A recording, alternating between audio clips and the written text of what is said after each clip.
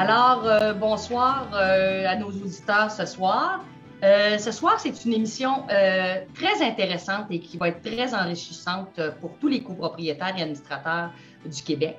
Nous avons le plaisir d'avoir des acteurs très impliqués dans le plan de garantie de la GCR. Donc, ce soir avec nous, je me présente, Valérie Couture de Condo Stratégiste. J'agis comme présentatrice ce soir. Nous avons naturellement Maître Yves Jolicoeur. Bonsoir, Maître Jolicoeur. Bonsoir, Valérie. Nous avons deux personnages de la GCR. François-William Simard. Bonsoir, François. Bonsoir, Madame Couture. Ça va bien? Ça va très bien vous-même? Ça va bien, merci. Good. Et nous avons M. Fabien Janssen. Bonsoir, M. Janssen. Bonsoir, Mme Couture. Comment allez-vous? Très, très bien. J'espère que vous aussi, la réunion qui vient de se terminer s'est bien passée. Absolument, je vous remercie. Parfait. On vous demandera peut-être de présenter ça un petit peu plus tard, un des services que vous offrez qui est très, très intéressant dans l'histoire de tout ce plan de garantie-là. Ça serait intéressant de parler de ça. Donc, ce soir, on va parler de la garantie de construction résidentielle qu'on appelle en jargon la GCR.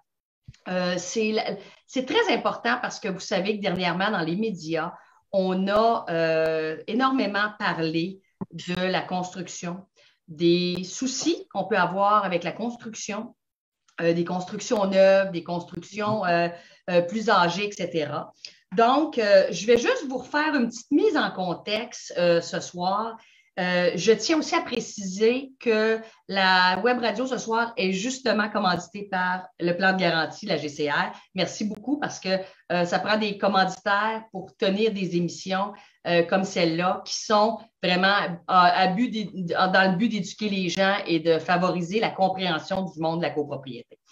Donc, ce soir, on va d'emblée, je vais lancer la parole à Maître Jolicoeur. En 1999, le gouvernement du Québec a mis en place un règlement sur le plan de garantie.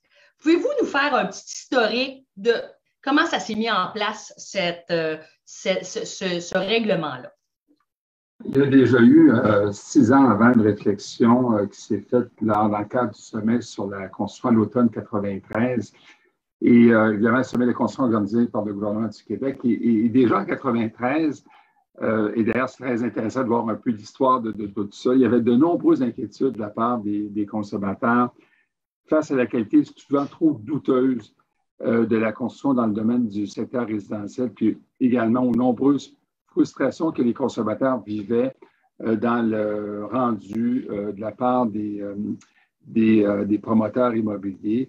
C'est drôle, hein, parce que pour ceux qui ont lu le rapport des vérificatrices générales tout récemment sur l'industrie de la construction, sur le fait que les entrepreneurs n'étaient pas toujours à la hauteur des attentes du public, je vous dirais que près de 30 ans plus tard, le même constat a été fait.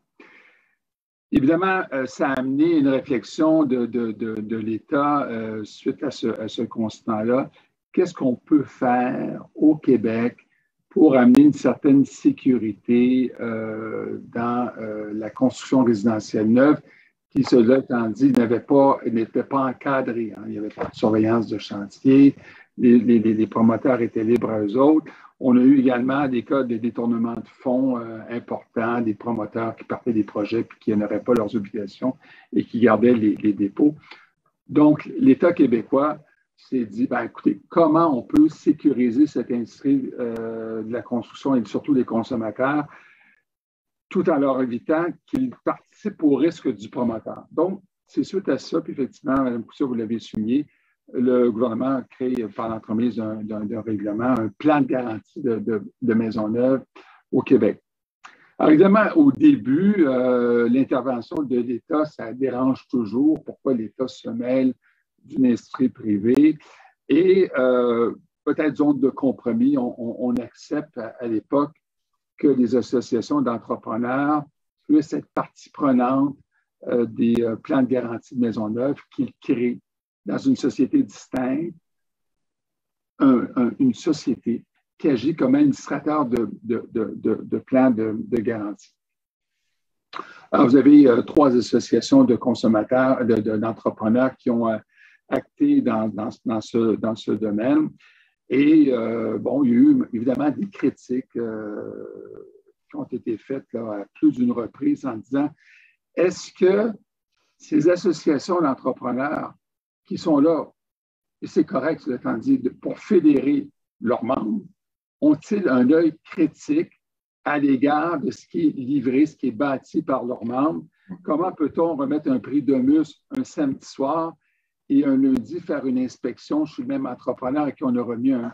Alors, il y avait une discussion, il y avait une réflexion, des zones d'inconfort des associations dans le domaine des consommateurs, je pense notamment à la CQC, et le tout, évidemment, accumulé un jour avec une crise qu'on appelle la crise de la pyrotite à Trois-Rivières, où, évidemment, on s'est ramassé dans un drame humain hors du commun.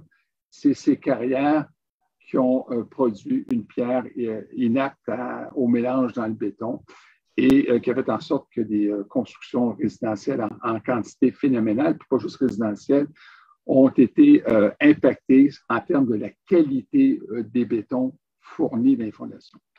Alors, on a eu un des administrateurs de plan de garantie, qui est la PCHQ, qui avait beaucoup d'unités accréditées dans la région, qui a été fortement ébranlé par des réclamations qui se sont bâties l'une derrière l'autre. On a eu également à Trois-Rivières une association de défense des consommateurs qui a été constituée et qui disait écoutez, ça n'a pas de bon sens. On n'arrive pas. L'administrateur du plan de garantie n'a pas l'indépendance requise là-dedans. Donc, on a eu un mouvement de bouclier. Des gens, somme toute, très, très courageux, hein, en passant, qui ont investi des heures sans compter pour défendre des familles dont l'actif premier, qui était une maison, était complètement affecté par ceci. Alors, tout ça accumulé dans une réflexion importante jusqu'au jour où le ministre Listerio, ministre responsable de l'habitation, a dit ça ne va plus. Et on a pris une décision assez importante de dire c'est peut-être pas tout à fait ça dont on a besoin au Québec. Comment peut-on faire les choses différemment en ayant une crédibilité accordée à celui qui va être, dans le fond, l'œil de lynx vis-à-vis des entrepreneurs, qui ne sera pas déconnecté du milieu de la construction. Il ne faut pas passer d'un extrême à l'autre. Et c'est bâti le règlement sur le plan de garantie. Je laisserai mes collègues du plan de CR peut-être en donner un peu plus d'expression, où on a créé un plan de garantie totalement indépendant des entrepreneurs, en ayant par contre une volonté de fédérer. Alors, aujourd'hui, le conseil d'administration de la garantie résidentielle, c'est quand même fort intéressant, composé de 13 membres. 7 sont nommés par la Régie du bâtiment du Québec, avec des critères d'expérience dans des domaines particuliers. Donc, c'est somme toute un peu l'État qui choisit les 7. Et de ces 7 administrateurs désignés par la Régie du bâtiment, 6 autres sont élus. 3 qui viennent du milieu des consommateurs, des associations, dont notamment, il ne faut pas se le cacher, le regroupement des gestionnaires et copropriétaires du Québec, dont je suis secrétaire général, ainsi que 3 qui viennent du milieu de la construction. Parce que c'est quand même important de ne pas perdre de vue que ça nous prend des hommes et des femmes au Québec qui construisent. On n'est pas là pour juste leur dire, écoutez, ils sont en zone critique. Au contraire, il faut les associer à une saine qualité de la construction. Alors, c'est un peu la genèse de tout ça. Et en 1996, j'ai été interpellé par le bâtonnier Claude Mars, le bâtonnier du Barreau du Québec. Claude Mars, qui est un des grands avocats dans le domaine de la consommation, de la défense de la consommation, et qui me demande, écoutez, Magelclair, on aimerait ça que vous veniez sur le comité du Barreau pour que le Barreau du Québec produise un mémoire sur le plan de garantie. Il y avait également l'avocat Serge Crochetière, qui était un avocat très associé à la PCHQ, un grand juriste d'ailleurs, Serge Crochetière, qui était partie prenante, Jacques Vignola, on a eu Claude Courseul, qui est un avocat encore aujourd'hui impliqué dans le monde de la défense des consommateurs, et Suzanne Botteboncoeur, qui est rendue maintenant juge, secrétaire. On a donc produit un mémoire de mémoire sur le projet de règlement du plan de garantie de maison-là. Bon, alors évidemment, le rôle du barreau, évidemment, s'inscrit dans la défense des droits du public. On a évidemment on a salué l'initiative du gouvernement tout en étant critique sur une chose, c'est-à-dire de dire, bien, écoutez, on considère que ça n'a quand même pas de bon sens de faire deux catégories de citoyens au Québec. Ceux qui vont avoir une protection dans le cadre d'un plan de garantie de Maisonneuve, somme toute pour les petits bâtiments en copropriété, qui, cela étant dit, aujourd'hui, c'est des bâtiments de 4 parties privatives et moins superposés, et que dans les grandes tours d'habitation, ben, on n'a pas le même degré. On n'a pas le même degré de protection. Ça fait comme deux catégories de consommateurs. Et le barreau était pas seulement critique sur le fait. Bon, à l'époque, on s'est fait dire, au niveau du barreau, on s'est fait dire au niveau du RJCQ, par l'adjoint des ministres responsable de l'époque, ben, vous savez, ça va coûter trop cher si on accrédite les grandes tours, les risques sont plus élevés, on va peut-être bloquer le développement des tours d'habitation, on ne peut pas, c'est ça. Moi, personnellement, je n'ai jamais cru. J'ai jamais cru. Comme si au Québec, on n'avait pas l'intelligence de bien construire, de bien mettre en place de bons procédés de vérification. Et ben, évidemment, aujourd'hui, quelques décennies plus tard, nous sommes toujours à l'écriture au niveau du RJCQ, où on prend, ce n'est pas juste nous, des ordres professionnels l'ont écrit récemment, Laurent Émeric, notre directeur général, a signé une lettre où on est venu dire, écoutez, ça n'a pas de sens. On doit élargir la protection des consommateurs, l'élargissement du plan de garantie. Et nous croyons, somme toute, au niveau du RJCQ, que GCR a toutes les aptitudes, la capacité de développer, dans le fond, une expertise. Je ne dis pas qu'ils sont parfaits, à part de moi qui est parfait. À part de Valérie, vous et moi, Valérie, nous sommes parfaits. Peut-être qu'ils ne sont pas parfaits. Mais il reste qu'ils ont développé, justement par le métier de l'expertise technique en vérification, cette expertise-là qui avait un peu disparu. Le savoir avait disparu. Il existait pendant de nombreuses années à l'époque où la SCHL faisait du contrôle de qualité sur les immeubles sur lesquels ils portaient On avait perdu ça.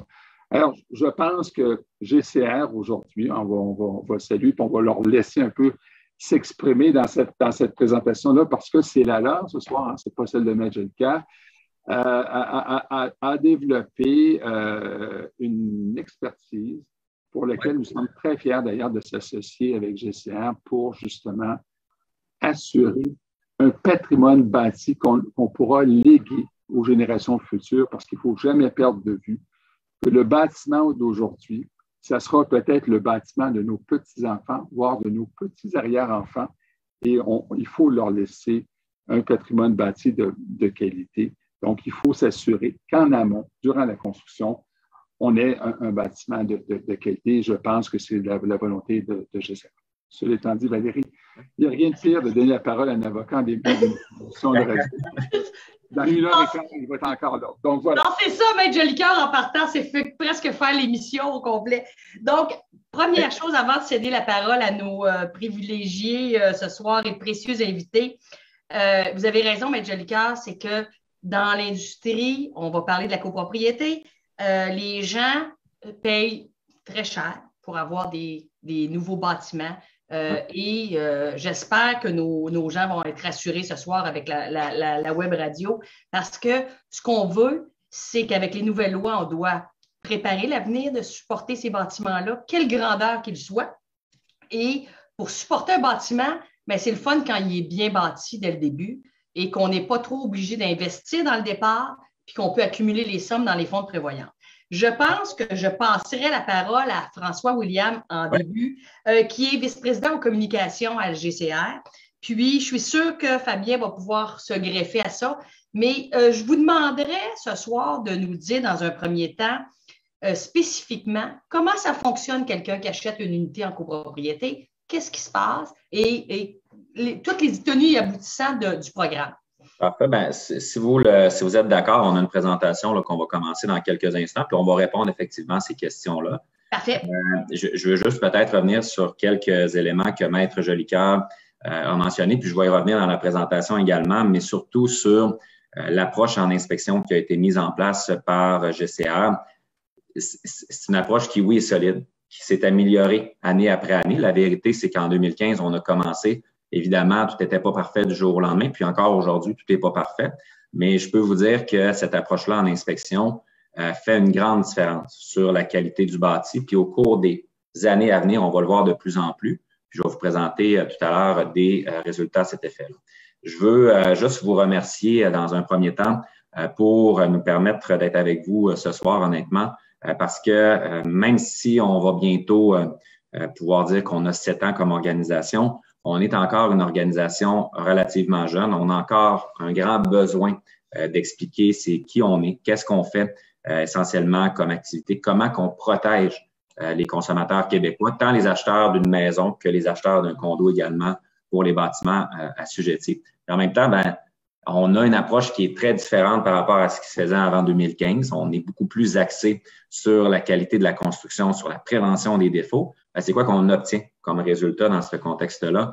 Et on va en parler, donc c'est une belle occasion ce soir, donc merci beaucoup. J'allais aussi dire, puis vous l'avez un petit peu effleuré, Mme Couture, en introduction, c'est important également qu'on se fasse davantage connaître, puis donc on soit sur la totalité des tribunes qui nous sont offertes comme ça ce soir. C'est encore vrai qu'il faut se faire davantage connaître, puis ça va être le cas dans les prochaines années également. C'est sûr que depuis cet été, on peut dire qu'on est davantage connu malgré notre jeunesse comme organisation. Il y a eu des événements malheureux qui se sont produits avec Bel Habitat qui nous ont mis un petit peu plus sur les feux de la rampe, je peux dire, en tout cas qu'on a eu le spotlight sur nous pour cette expression-là. Donc, mais il faut continuer extrêmement fort, puis je vais vous en parler dans quelques instants dans la présentation.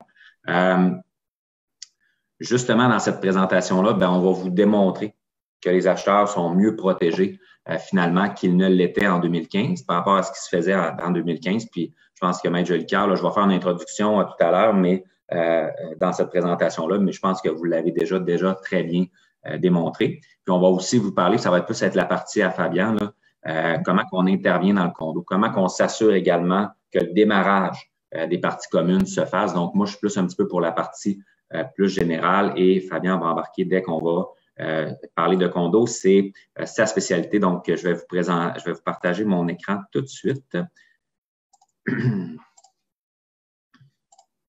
J'espère que ça va fonctionner quand je vais faire ça. Est-ce que vous voyez bien ma présentation? Absolument. Super. Donc, là, je vais juste... En 2 petites secondes. Parfait. Comme ça, on y va. Super. Donc, des acheteurs mieux protégés depuis 2015. Donc, on va vous démontrer comment c'est le cas.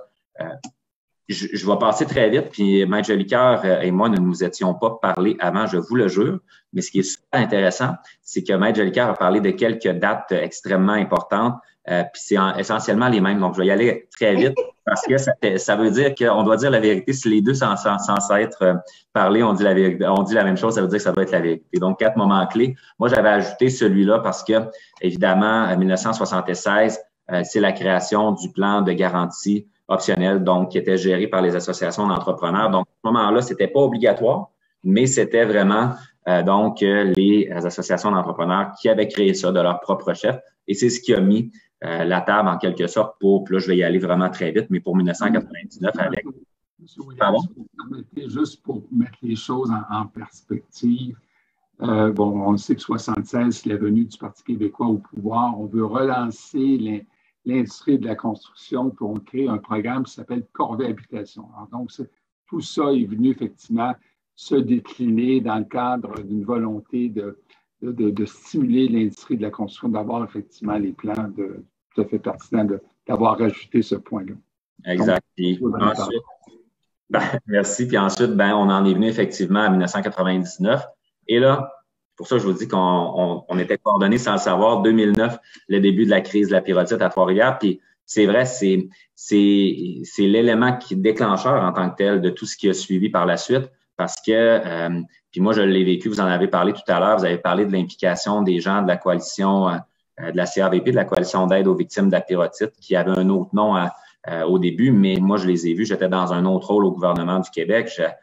J'avais beaucoup travaillé avec Yvon Boivin à l'époque, entre autres. C'est des gens qui étaient dédiés, qui étaient extrêmement impliqués, puis c'était d'une tristesse infinie les situations qui nous étaient décrites. Donc, mais oui, ça a fait en sorte que cette crise-là, en quelque sorte, a servi. C'est un peu bizarre de dire ça de cette façon-là, mais je pense que vous me comprenez, a servi à ce qui s'est envenu, par la suite vers la révision du règlement, parce que ça l'a mis en évidence des failles très importantes dans le règlement sur le plan de garantie des bâtiments résidentiels neufs. Et dans ces failles-là, ben c'est sûr que, je vais en parler dans quelques instants, mais le fait qu'une association d'entrepreneurs qui est là pour représenter son membre, l'entrepreneur en construction, mais qui en même temps, on lui confie le rôle de protéger le consommateur vis-à-vis son membre. Il y a quelque chose qui fonctionne pas là. Puis c'est ce que, on va en parler dans quelques instants, mais c'est pour ça qu'il y a eu des modifications majeures donc à la loi sur le bâtiment, au règlement sur le plan de garantie des bâtiments résidentiels neufs. C'est 2013-2014 essentiellement. Et 2014, GCR officiellement a été créé.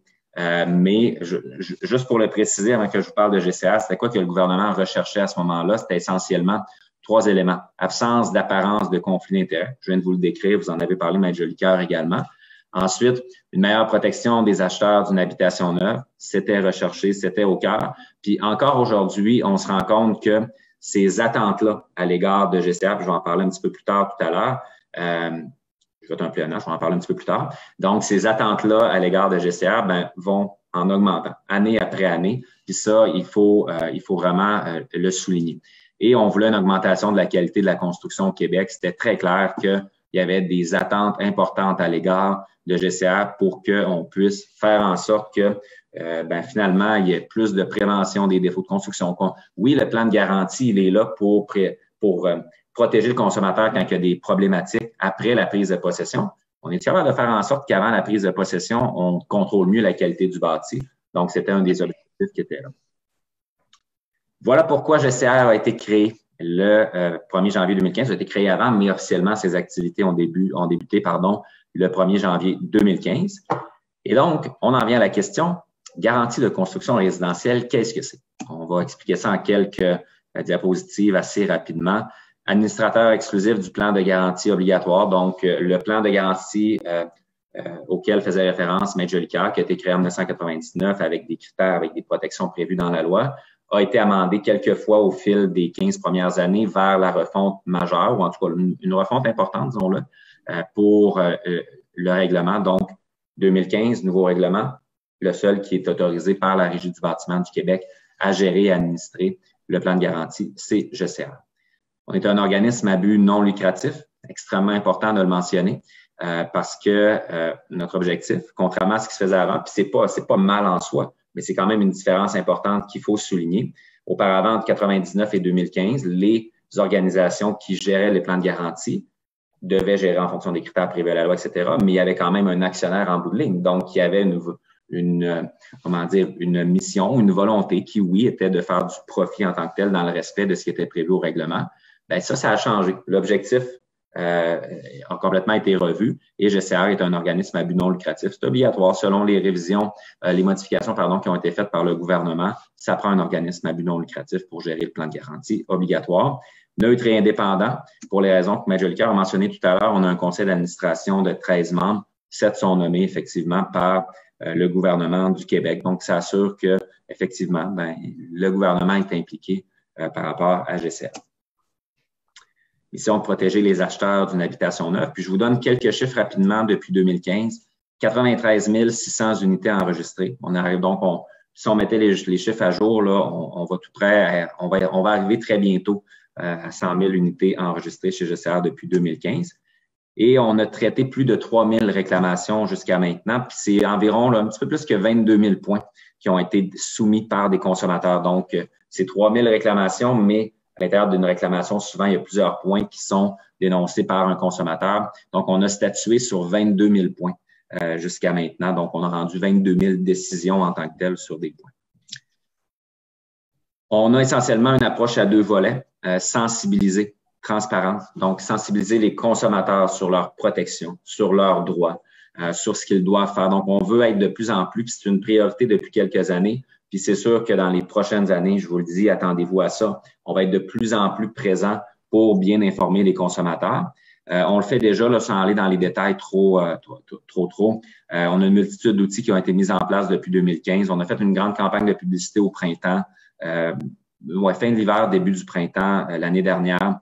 On a un kit de l'acheteur pour bien informer sur les protections qui sont prévues par le plan de garantie, sur quoi faire en cas de problématique avec votre propriété. On fait des séances d'information depuis environ, c'est depuis le mois de septembre de cette année. C'est tout nouveau comme produit. Puis je vous le dis, ça, c'est un des éléments dont je suis le plus fier chez GCR. Chaque 2 mois environ, on rencontre les consommateurs, pas chaque 2 mois, chaque mois, pardon. On rencontre les consommateurs pour finalement leur présenter c'est quoi GCR. On faisait pas ça avant, c'était pas fait avant du tout. Ça fait partie des éléments qu'on a ajoutés. On rencontre les consommateurs, les nouveaux acheteurs du dernier mois et on leur présente essentiellement c'est quoi GCR, c'est quoi les protections, c'est quoi qu'ils doivent faire pour l'inspection pré-réception, comment ils doivent entretenir leur propriété, puis on répond à toutes leurs questions. Puis finalement, on se rend compte qu'ils ont beaucoup de questions. Puis les commentaires qu'on reçoit par la suite, c'est que merci beaucoup, ça me permet tout d'un coup là, de savoir un petit peu plus c'est quoi la garantie, comment je dois me comporter, etc. Donc, c'est extrêmement important. Je suis vraiment très heureux qu'on ait ajouté ça parce que honnêtement, c'est probablement un des produits qui se trouve à être le plus efficace dans ce qu'on fait comme action de communication désormais auprès des consommateurs. Ça va faire une différence pour les prochaines années, c'est très clair. Bref, je ne nomme pas toutes les actions. Ça, c'est le premier volet, donc sensibilisation et transparence. Et évidemment, puis quand j'ai dit premier volet, là, ne sont pas nécessairement en ordre d'importance, les deux sont tout aussi importants. Prévention des défauts de construction. Donc, celui-là est plus adressé envers les entrepreneurs. Je veux dire, je pourrais vous nommer 58 outils, mais s'il y a un outil qui est super important, c'est toutes nos activités d'inspection. C'est ce qui nous démarque par rapport à ce qui se faisait avant 2015. On est très, très, très, je dirais très, très présent par rapport à tout ce qui concerne les inspections. Puis, je vais vous parler dans quelques instants de ce qu'on a annoncé il y a quelques semaines, mais on fait beaucoup plus d'inspections. On est rendu à plus de 42 000 unités inspectées depuis 2015. C'est sûr que, comme je vous disais, l'approche, elle s'est améliorée au fil des années et elle va continuer de s'améliorer. C'est le jour et la nuit par rapport à ce qui se faisait avant 2015, mais on a encore du chemin à faire. On a encore des améliorations à apporter. On a encore des activités supplémentaires à développer de ce côté-là. Ça, c'est très clair. Autre élément qu'il faut être très fier parce que c'est une chose d'aller les inspecter, mais si on n'est pas là pour aider les entrepreneurs puis leur dire, par exemple, pour le Solin, voici comment vous devez construire tel élément. Voici comment vous devez construire, par exemple, si vous faites une fondation en hiver, du béton en hiver, comment vous devez le comporter. Donc, on fait des fiches techniques qui sont devenues la référence complètement dans l'industrie de la construction. Ces fiches-là, désormais, sont approuvées par la Régie du bâtiment du Québec pour le volet réglementaire. Ça fait en sorte que on est là pour inspecter, oui, mais on vous dit comment. Si vous voulez vraiment bien performer en inspection, on vous donne tous les outils parce que nous, notre objectif, là, c'est pas d'aller sur les chantiers puis de donner des notes puis etc. L'objectif, c'est qu'à la fin, il y a une amélioration de la qualité de la construction. Donc, des formations, la tournée GCR. Puis, quand je vous dis notre objectif, c'est qu'il y ait une amélioration, c'est ça qui est intéressant. Au cours des 4 dernières années, on a une diminution de 53% des principaux défauts de construction qui étaient constatés en chantier. J'ai pas de diapositive là-dessus, mais puis Majolica, vous l'avez vu lors de l'activité il y a quelques semaines, les solins. C'est un fléau complètement dans l'industrie de la construction. Auparavant, on est arrivé, puis c'était partout. Là. Tout le monde parlait des solins, puis l'infiltration d'eau, etc. Puis le problème, c'est que l'eau s'infiltre, puis après ça cause des problématiques parfois quelques années plus tard. Puis ça, c'est vraiment du gros tracas pour les consommateurs. Donc, qu'est-ce qu'on a fait? On a fait des fiches techniques là-dessus, on a fait de la formation, on s'est rendu en tournée. Et en 2017, c'était une inspection sur 3 qui révélait une non-conformité sur les solins. On est rendu aujourd'hui en 2021, c'est une inspection sur 20 que ça prend pour trouver une non-conformité sur les solins. Donc, ça, vous regardez la différence, on est passé de 1 sur 3 qui avait une déficience sur les solins à 1 sur 20 en inspection. Donc, ça, c'est énorme. Puis, vous le voyez, le chiffre 66 000, c'est 66 000 non-conformités détectées depuis 2015 sur les chantiers de construction par GCR. Ça, c'est 66 000 problématiques que les entrepreneurs ont dû corriger, d'une part. Puis, c'est 66 000 problématiques, finalement, qui ne sont pas devenus des problématiques pour le consommateur plus tard parce que finalement, ben, ça se transforme en problématique 3, 4, 5, 6 ans, 7 ans plus tard. Évidemment, si on se dit la vérité, c'est pas toutes les 66 000 non-conformités qui se seraient nécessairement transformées en problématiques pour le consommateur parce que je vais vous donner un exemple. Quand on fait des inspections puis qu'on regarde la sécurité incendie, les chances que ça devienne une problématique, si par exemple ça a été mal construit, les chances que ça devienne une problématique ou une réclamation dans les 5 années qui vont suivre, par exemple, sont extrêmement faibles. Mais moi, je peux vous dire que c'est tout aussi important parce que si on fait de la sécurité incendie et qu'on s'assure que c'est bien construit pour en cas d'incendie, ben, si jamais il y a un incendie, ben justement, ça fait toute la différence du monde. Donc, bref, ces activités-là d'inspection sont extrêmement importantes. Et ce qu'on a annoncé il y a quelques semaines, c'est que Garantie Construction Résidentielle, à partir de 2023, allait inspecter chaque habitation au moins une fois. Donc, on est passé là, à partir au début 2015 avec très peu d'inspections. On a augmenté graduellement année après année.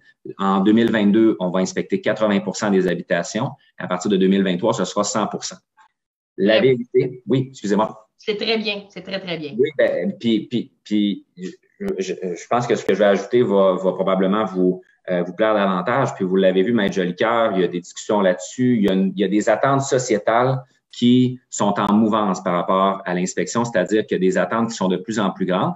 Puis la vérité, c'est que nous, on a annoncé ça, c'est un grand pas c'est un bon pas je vais reprendre ça, c'est un pas dans la bonne direction, mais probablement que les attentes à l'heure actuelle, on les sent de plus en plus élevées, puis probablement qu'on se devra d'aller plus loin au cours des prochaines années. Il y a des discussions de toute façon avec différents acteurs sur ce sujet-là. Donc, ça veut dire que les attentes en matière d'inspection puis de qualité de la construction au Québec sont de plus en plus élevées. Puis tant mieux, finalement. Tant mieux. Et si vous me permettez, M. William, de rebondir sur votre propos, on a également au Québec, on l'a signalé, Valérie, dans certaines émissions qu'on a faites tout récemment, une problématique sérieuse aujourd'hui pour assurer les immeubles en copropriété, même les grands bâtiments, les promoteurs ont peine à trouver un assureur. Et la question est simple, mais qu'est-ce qui se passe? Pourquoi les assureurs aujourd'hui sont méfiants de la construction des nouvelles constructions? Bien, c'est parce que le lien de confiance n'était pas là. Puis parce que vous allez peut-être, justement chez GCR, rétablir le lien de confiance chez les assureurs à l'égard de la qualité du bâti. Parce que la problématique aujourd'hui, elle n'est pas juste consommateur, elle est également promoteur. Quand un promoteur a peine à trouver un assureur pour loger son risque d'une construction neuve, bien, ça ne va pas. Puis quand le promoteur se ramasse à être obligé de projeter dans son budget prévisionnel des primes d'assurance qui prennent une bonne partie du budget d'opération, ça ne va pas. Quand on est obligé aujourd'hui de créer un fonds d'auto-assurance à la hauteur de la plus haute franchise que le promoteur immobilier se fait dire pour sa tour, bien, vous allez avoir une franchise d'250 000 $. Qu'est-ce que ça veut dire, ça? Ça veut dire que les copropriétaires dans l'an 1 et 2 vont devoir mettre 125 000 $ dans un fonds d'auto-assurance. Ça ne va pas. Alors, vous savez, Valérie, puis je m'adresse à tout le monde, là, quand on est rendu à une problématique de confiance marché, assurance, problématique confiance consommateur, quand on est rendu à se faire dire comment ça se fait qu'on ne peut pas avoir un bâtiment sain, bien, il faut avoir une réponse.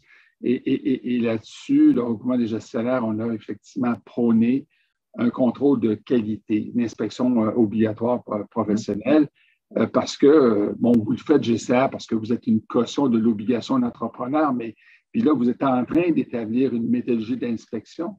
Mais même si demain matin, on voulait faire surveiller tous les bâtiments au Québec, le degré de savoir, même chez les professionnels, est-ce qu'on en a assez? Où sont-ils rendus? Sont-ils très bons pour faire des plans? Sont-ils bons également pour faire le contrôle de qualité? Puis qu'est-ce qu'il en coûte aussi en assurance responsabilité pour les personnes qui font le contrôle de qualité? Donc, il y a beaucoup de questions qui, dans le fond, nous amènent globalement au Québec à dire, bien, comment peut-on faire des choses d'une meilleure façon? Donc, voilà ce que je voulais peut-être un peu rajouter. Très pertinent. Oui, merci, Maître Jolicoeur. Puis, toutes ces questions-là d'inspection qui sont au cœur de l'actualité à l'heure actuelle, puis au cœur des discussions avec avec le gouvernement, il faudra évidemment, nous, on y participe là, de façon très active. Puis, il faut toujours garder en tête que l'objectif doit être de protéger le consommateur, de protéger celui qui va acheter l'habitation neuve. GCR a mis en place effectivement une approche qui, je pense, fait une grande différence. On l'a vu dans les résultats.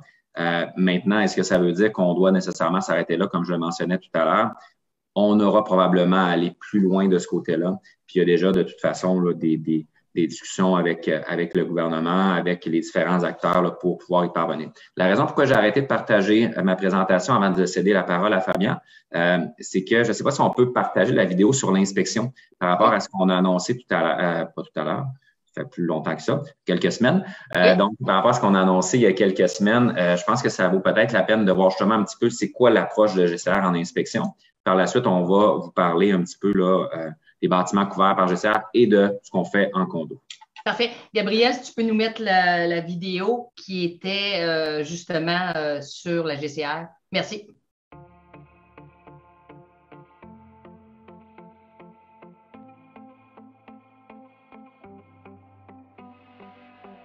La mission de GCR est définitivement de protéger le consommateur qui achète une maison neuve au Québec.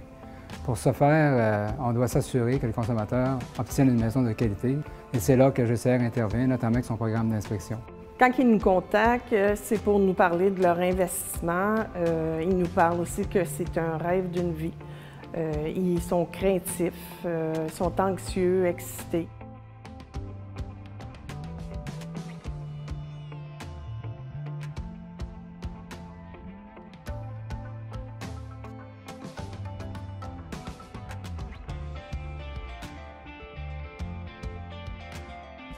Effectivement, les habitations neuves aujourd'hui sont davantage de qualité. Et pourquoi? Parce qu'il y a eu énormément d'efforts de la part de GCR, mais il y a aussi les entrepreneurs qui étaient au rendez-vous. Lorsqu'on achète une maison neuve, qu'on investit autant d'argent à l'intérieur d'un tel bien, on veut s'assurer d'avoir de la qualité. On intervient dès la conception par l'analyse de plan. On va en chantier avec nos inspections, on détecte les non-conformités qu'on fait corriger, mais on supporte également beaucoup l'entrepreneur dans la recherche et le développement des compétences en matière de qualité par de la formation, par du conseil technique, par des fiches techniques. Donc, pour tout ce volet, c'est clair que le consommateur est mieux servi aujourd'hui. L'impact majeur de l'arrivée de GCR dans le monde de l'habitation neuve, c'est d'avoir un organisme crédible, indépendant versus les promoteurs, c'est-à-dire qu'ils ne sont pas des ennemis des promoteurs, mais c'est des gens qui sont en mesure de venir qualifier la qualité de la construction. Et ça, c'est évidemment, c'est un gage pour l'avenir du Québec en matière d'habitation résidentielle.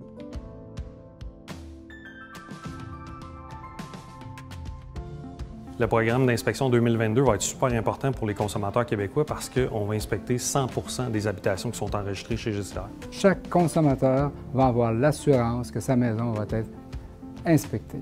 Comme je le disais précédemment, l'augmentation des inspections par GCR, c'est un très, très bon pas dans la bonne direction. C'est exactement, ça va dans le sens aussi qu'on veut aller, nous, le gouvernement, pour les prochaines années. D'avoir 100%, c'est un départ à faire en sorte d'avoir une meilleure présence terrain rassurante pour le citoyen. La réaction, elle est extrêmement positive et c'est ce qui va nous assurer d'avoir un parc immobilier de qualité.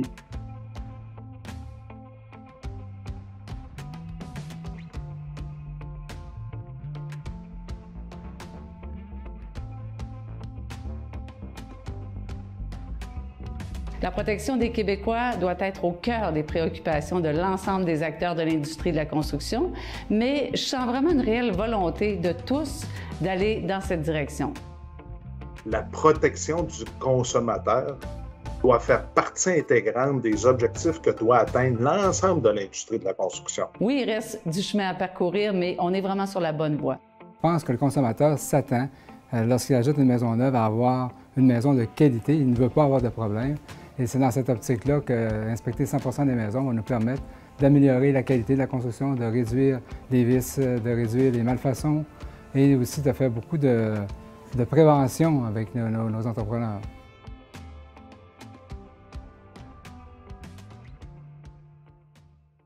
Merci beaucoup. Je vais repartager la présentation si vous êtes d'accord. Absolument. vais céder la parole à Fabien qui va continuer cette partie-là. Il nous reste combien de temps environ pour finir la présentation, juste pour qu'on puisse se gager, parce que là, je sens que j'ai pris beaucoup de temps. Pas de problème. Il nous reste 20 minutes à l'émission, mais c'est important qu'on passe à travers le produit qui est là pour qui est l'œuvre de la soirée. Donc, Fabien, je te laisse la parole. Parfait. Merci beaucoup, François-William. Écoutez, Maître Jolicoeur a à nouveau effleuré le sujet que je vais aborder avec vous à l'instant. Ce sont les bâtiments couverts par GCR, donc par le plan de garantie. En date d'aujourd'hui, on peut considérer que les bâtiments couverts sont les maisons isolées, jumelées ou en rangée, détenues ou non en copropriété. Premier type de bâtiment qui est assujetti au plan de garantie. Les duplex, quintuplex, détenus ou non à nouveau en copropriété, font également partie des bâtiments assujettis au plan de garantie. Et ce qui nous intéresse peut-être un petit peu plus ce soir, les fameuses copropriétés. Toutefois, un gros bémol, ce sont les bâtiments de 4 parties privatives superposées et moins qui profitent du plan de garantie. En d'autres termes, comme on le voit sur cette belle illustration, les tours à condos, malheureusement, en date d'aujourd'hui, ne font pas partie de la couverture du plan de garantie. Également, toute bâtiment qui est en rénovation ou transformation de bâtiment ne fait pas non plus partie du plan de garantie GCR. Donc, bien important de faire ces distinctions-là. On a des fois tendance à penser que tout ce qui se construit au Québec en qualité d'habitation neuve est assujetti au plan de garantie, mais à quelques exclusions. Des informations un petit peu plus techniques à ce moment-là. Donc, les protections qui sont offertes à nos consommateurs, le plan de garantie, on parle souvent d'une garantie de 5 ans.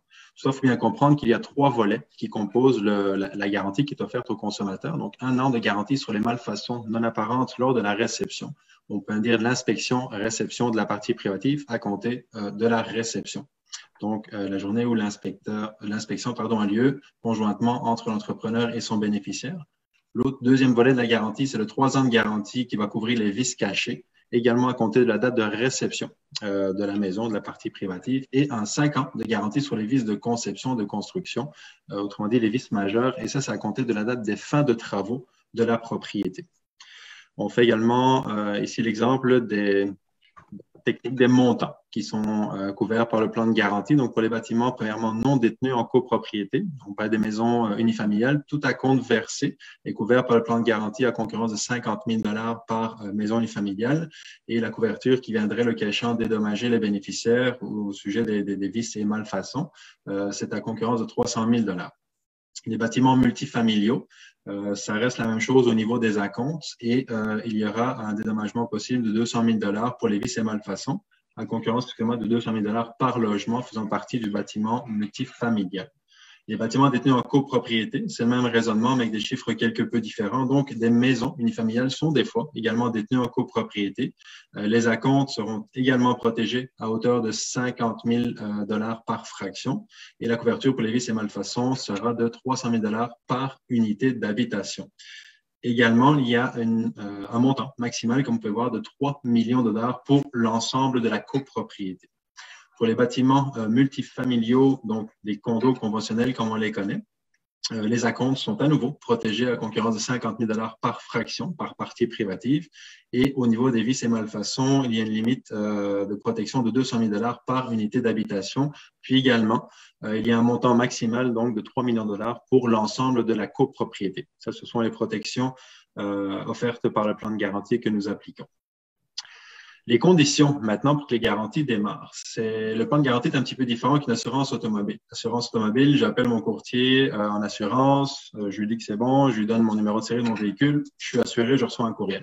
Au niveau du plan de garantie, c'est un petit peu différent dans la mécanique pour débuter la garantie, pour se prévaloir de la garantie qui va couvrir mon bâtiment. Premier temps, on fait une distinction. Il y a les bâtiments qui sont non détenus en copropriété, donc les maisons, les plex, communément dit, mais également les parties privatives qui font partie des copropriétés. Donc, chaque bâtiment visé par le plan de garantie doit être inspecté avant la réception. L'inspection doit être effectuée conjointement par l'entrepreneur, son bénéficiaire, à partir d'une liste préétablie d'éléments à vérifier fournis par l'administrateur. Le bénéficiaire, l'acheteur, le consommateur peut être assisté par une personne de son choix. On lit ici peut être assisté, donc ce n'est pas une obligation, mais c'est fortement conseillé. Lors de l'inspection, le bénéficiaire ainsi que l'entrepreneur identifient ce qu'il reste à parachever et les vices et les malfaçons apparentes qui sont à corriger. Donc, toutes ces informations-là sont écrites dans notre formulaire qui permet de procéder à l'inspection pré-réception de la partie privative ou de la maison. Le bénéficiaire et l'entrepreneur conviennent par la suite d'un délai qui ne peut pas dépasser 6 mois pour que la réalisation des travaux soit faite et que les éléments à parachever soient corrigés. Donc, les garanties qu'on a vues précédemment, donc le fameux 1 an, 3 ans et 5 ans, ces 3 volets-là de la garantie vont débuter à la date de l'inspection, donc très souvent quelques jours avant d'aller chez le notaire pour le consommateur.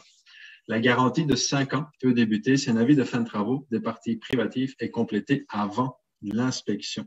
On le disait précédemment, c'est une distinction, une nuance qu'il faut bien prendre en considération, c'est que la couverture qui va couvrir les éléments d'1 an, 3 ans va débuter lorsqu'on fait l'inspection pré-réception de la propriété, de l'unité d'habitation, la partie privative. Toutefois, si l'entrepreneur complète sa construction mais n'est pas en mesure de vendre son unité ou sa maison, il peut nous soumettre ce qu'on appelle l'avis de fin de travaux de la partie privative et la date qui sera mentionnée sur ce formulaire débutera le 5 ans des garanties pour l'unité en question.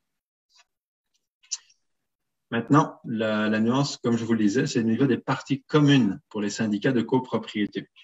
La façon dont ça fonctionne, c'est que l'entrepreneur a sa part de responsabilité et les bénéficiaires, le syndicat de copropriété, une fois que le transfert a eu lieu, donc que l'entrepreneur a remis la gestion administrative du syndicat au nouveau bénéficiaire. Donc, l'entrepreneur, lui, la première part de sa responsabilité, c'est de compléter les travaux dans les aires communes, convoquer une assemblée extraordinaire lors de laquelle le syndicat va être transféré au bénéficiaire.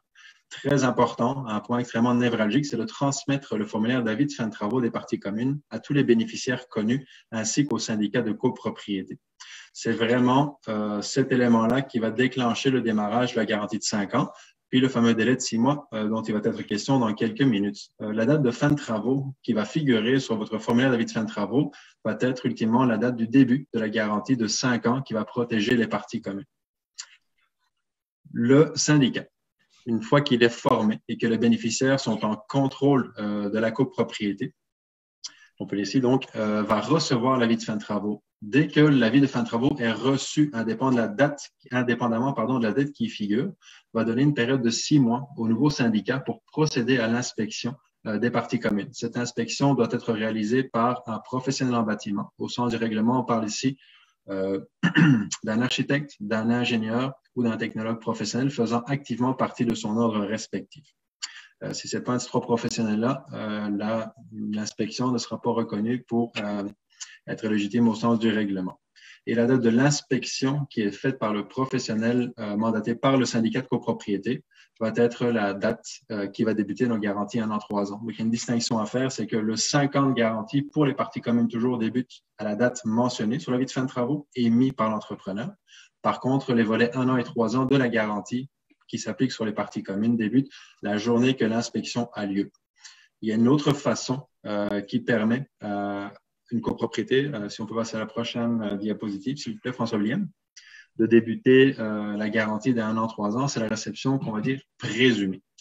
Si l'entrepreneur envoie son avis de fin de travaux et que dans la période de 6 mois, le syndicat n'a pas fait venir son inspecteur et que les 4 conditions suivantes sont respectées, on va pouvoir présumer du démarrage de la garantie des volets 1 an et 3 ans. Donc, les travaux, s'ils sont complétés pour les parties communes, si le nouveau syndicat est formé qui n'est plus sous le contrôle de l'entrepreneur, que l'entrepreneur a transmis l'avis de fin de travaux, d'où l'importance de ne pas l'oublier au niveau de l'entrepreneur, et qu'un délai de 6 mois s'est écoulé depuis la réception de l'avis de fin de travaux des parties communes et que le syndicat, sans motif, n'a pas procédé à la réception des parties communes, l'administrateur du plan de garantie, donc GCR, nous allons présumer de la date de début de la garantie 1 an et 3 ans, donc 6 mois après la remise de l'avis de fin de travaux.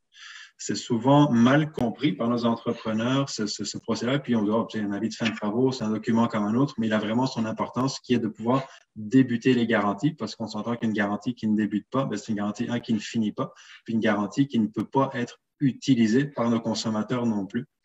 Donc, c'est vraiment un enjeu très, très important dans notre quotidien au niveau des parties communes de vulgariser cette information. C'est sûr que le règlement n'est pas toujours très digeste. On n'a pas vraiment, des fois, l'information où trouver le bon contenu ou la bonne façon de faire. Donc, on le vulgarise, on l'amène aux entrepreneurs, au conseil d'administration quand on se fait contacter à ce niveau-là aussi. Donc, c'est de l'information qu'on essaie de diffuser à la plus grande échelle possible car c'est important que les gens, les consommateurs, nos clients, se prévalent de leur protection obligatoire finalement.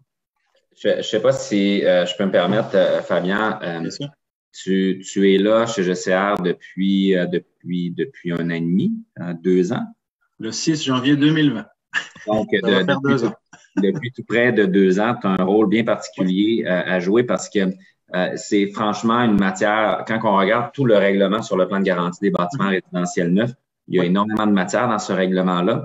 Et tout ce qui concerne le démarrage des garanties associées aux parties communes, c'est un petit peu plus complexe, puis parfois c'est moins connu.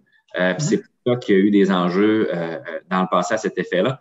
Peux-tu juste nous expliquer un petit peu ton rôle puis comment qu'on intervient justement dans des assemblées de transition? Je pense que ça peut être intéressant. Oui. Très intéressant. Absolument. Ben, écoutez, c'est un petit peu ce que je disais au préalable. Le plan de garantie existe, sauf qu'il y a une mécanique pour débuter les garanties. Puis des fois, c'est simplement un manque d'information. Tu le disais, on essaie d'être sur la place publique, d'informer le plus possible nos consommateurs, mais ça va de pair également avec informer nos entrepreneurs qui sachent c'est quoi leur part de responsabilité vis-à-vis du plan de garantie aussi. Donc, mon focus, si vous me permettez l'expression, sur une base quotidienne, c'est vraiment de m'assurer que toutes les copropriétés enregistrées auprès de GCR ont bel et bien débuté leur période de garantie pour qu'en cas de problématique, les bénéficiaires puissent faire des réclamations. L'autre enjeu également, c'est comme je vous le disais, une garantie qui ne débute pas, c'est une garantie qui ne peut pas arriver à terme à un moment donné. Puis le règlement est assez précis, il dit c'est 5 ans sur la durée de vie de ma garantie, c'est 5 ans. Donc, l'enjeu, c'est vraiment de contacter quasiment sur une base individuelle tous les entrepreneurs, de leur rappeler que ce processus existe. Et également, nous commençons à contacter beaucoup aussi les copropriétaires pour les sensibiliser à cet enjeu parce que ils ont tout avantage à recevoir l'avis de fin de travaux dans les plus brefs délais pour pouvoir procéder à l'inspection et donc recevoir les parties communes de leur copropriété pour ultimement de nouveau se prévaloir de la couverture offerte par le plan de garantie. On l'expliquait un petit peu tantôt, si on lit le règlement tel qu'il est écrit, il est des fois difficile d'interprétation. Donc, mon rôle principalement aussi, c'est de participer à des assemblées de transition. En ce moment, je vous dirais que c'est à peu près 90% une invitation faite par l'entrepreneur. Il nous convie à participer pour venir vulgariser, expliquer à ses acheteurs c'est quoi le plan de garantie, ce à quoi les acheteurs, finalement, le nouveau syndicat devra se soumettre comme procédure. C'est la fameuse inspection. Ce sont parce que c'est vraiment nécessaire, c'est un bâtiment neuf. Oui, mais ce qu'on vous demande, c'est qu'un professionnels indépendants, mandatés par le syndicat de copropriété, pas par l'entrepreneur, viennent justement vérifier la qualité de la construction parce qu'on sait qu'un défaut qu'on voit aujourd'hui, qu'on corrige demain, c'est comme un gros problème qu'on peut éviter peut-être dans 1 an, dans 2 ans, dans 3 ans, avec malheureusement des impacts financiers des fois dans les budgets de copropriété. C'est pas cela qu'on veut. L'entrepreneur fait de son mieux, sauf qu'on s'entend qu'il travaille avec des fois des centaines d'individus différents. On est tous presque parfaits comme vous, Maître Jolicoeur. Ça peut arriver. Il peut arriver des fois que c'est un vendredi, il est 3 heures, on a comme tourné les coins ronds un petit peu. La professionnel en bâtiment va voir ce genre de petits défauts apparents, va pouvoir les faire corriger par l'entrepreneur, puis on évite bien des problèmes par la suite. Mais c'est donc important de bien l'expliquer aux acheteurs que oui, ton bâtiment il est neuf, mais c'est important de le faire vérifier par quelqu'un d'indépendant, un neutre qui n'a peut-être pas vu la construction. L'entrepreneur fait de son mieux, ses fournisseurs font de leur mieux, mais il y a toutefois toujours un risque lié à ne pas faire inspecter un joint de caulking qui serait manquant. C'est plate, ça peut arriver, mais là on le disait, l'infiltration goutte à goutte pendant quelques années, puis là on retombe dans les assurances, les auto-assurances, puis ça coûte cher, puis c'est ultimement le consommateur qui finit par payer la facture quand ça va pas bien. Donc, on essaie de couvrir tous les angles. Et je vous avoue que de plus en plus, ce sont des copropriétaires qui nous appellent en prévision de leur assemblée de transition parce qu'ils ont entendu parler du plan de garantie, parce qu'il y avait une capsule d'information, une annonce sur Facebook, les réseaux sociaux. Ils sont curieux. Ils ont reçu 2 bottins téléphoniques d'information. Ça ne tente pas de le lire. Fait ils veulent qu'on vienne se joindre à eux pour expliquer le plan de garantie. Puis, bien entendu, ma mission se limite à l'explication du plan de garantie et j'embarque moi pas du tout dans tout ce qui est attrait au code civil, l'Assemblée en tant que telle. On laisse ça aux professionnels de la gestion en copropriété. On ne touche pas à ça. Et peut-être qu'on pourrait peut-être leur donner à ces nouveaux copropriétaires un peu de lecture. On a produit, je pense que Gabriel pourrait peut-être les mettre à l'écran.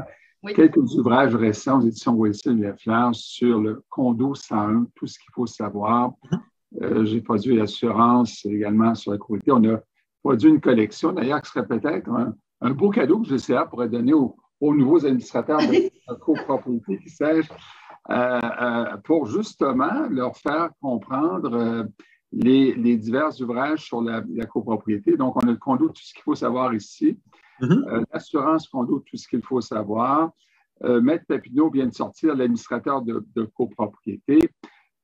Donc, il y a quand même une littérature grand public qui existe et qui, je pense, serait pertinente pour les administrateurs qui viennent d'hériter justement de leur immeuble, sans trop savoir des fois ce que c'est être administrateur de communauté, parce qu'il ne faut pas se le cacher, là.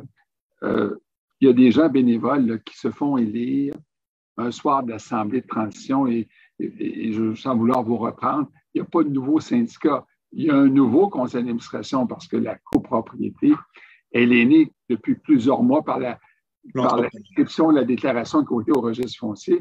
On a un administrateur provisoire un transitoire plutôt, qui est nommé par le promoteur, qui lui a des intérêts qui n'est pas forcément celui de dénoncer tous les vices qui affectent le bâtiment. Et d'où l'importance, je vous dirais, en démarrage de syndicat de copropriété, de retenir les services d'un professionnel pour faire justement la réception des parties communes. Mais s'il n'y a pas de budget, s'il n'y a pas été prévu dans le budget prévisionnel des honoraires pour ce professionnel-là, on commence avec des budgets des fois qui sont un peu à sec.